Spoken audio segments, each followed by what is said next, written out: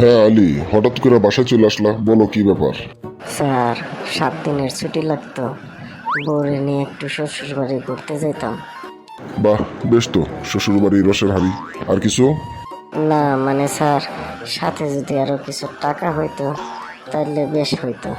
বাহ, 7 দিনের ছুটি আবার টাকা, এত কিছু একসাথে হবে না। বড় জোর তুমি 3 দিনের ছুটি নিতে পারো। কিন্তু স্যার, 7 দিনের ছুটি না হইলে বউ আমারে ঘরে ঢুকতে দিব না। ঠিক আছে, 7 দিনের ছুটি নাও, কিন্তু টাকা দেওয়া যাইব না।